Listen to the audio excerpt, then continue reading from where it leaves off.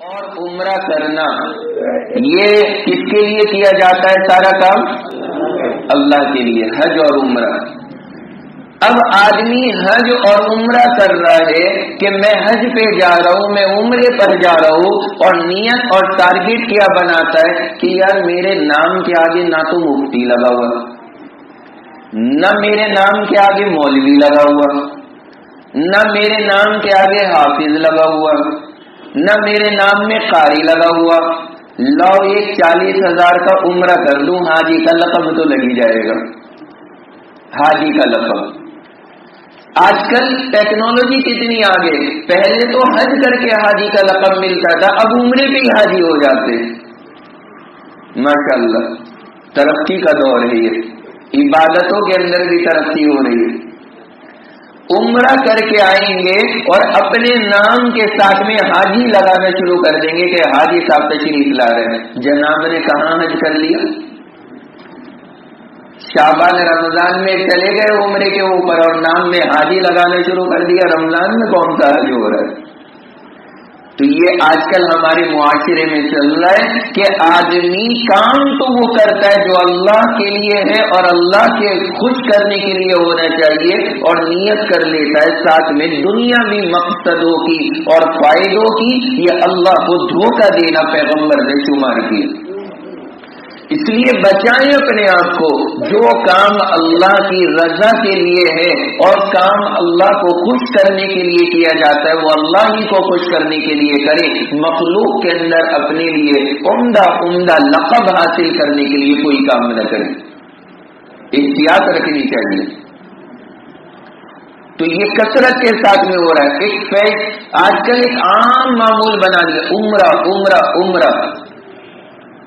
لاکھوں روپیے اللہ نے عطا فرما رکھے، حج نہیں کرنے جا رہے، عمرے 10 کر رکھے، 10 عمرے کر لیے اور حجیج بھی نہیں کیا، اور پیسہ بھی موجود ہے۔ یہ مسئلہ ذہن نشین رکھیے گا کہ اگر کوئی آدمی ساری زندگی عمرے کرتا رہے، بلکہ عمرے تو کیا کرنا، حرم شریف میں پورے سال بیٹھا رہے، لیکن حج کو وہ ادا نہ کرے، اور اس کے پاس گنجائش موجود ہو حج کو کرنے کی، اور پھر بھی اس نے حج نہیں کیا اور خالی عمرے کرتے کرتے کرتے کرتے اپنی ساری زندگی گزار دی، ایسے آدمی کو عمرے کے معاملے میں حج کافی نہیں ہوگا، اور یہ صرف حج نہ کرنے کی وجہ سے عذاب الہی میں گرفتار ہو جائے گا۔ اسباب موجود تھے، پیسہ موجود تھا، جا سکتا تھا، حج کر سکتا تھا، لیکن اس کو نظر آ رہا تھا اگر میں حج کرنے گیا تو میرے اکاؤنٹ میں جو 4 لاکھ روپیہ پڑا ہے وہ 4 لاکھ روپیہ ختم ہو جائے گا جو میرے آگے نسلوں کے کام میں آنے والا ہے، اس لیے اس چکر میں حج کرنے نہیں گیا۔ ایسا آدمی فرض کو چھوڑنے والا کہلائے گا۔ اہتمام کریں ان باتوں کا، توجہ کریں۔ خالی ہم اور آپ عمرہ بڑی سعادت کی چیز ہے اور بہت بڑا مقام ملتا ہے، لیکن اس آدمی کے لیے جس آدمی کے پاس میں گنجائش نہیں، حج نہیں کر سکتا، وہ بے شک عمرہ کرے۔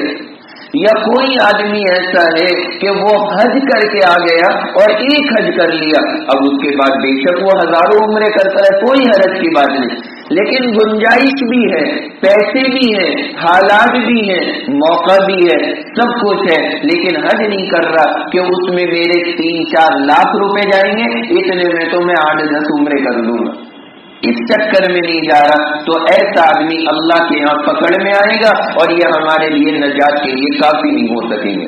اس کو ذہن میں رکھنا چاہیے۔ تو میں عرض یہ کر رہا کہ حضور نے فرمایا کہ قیامت کے میدان میں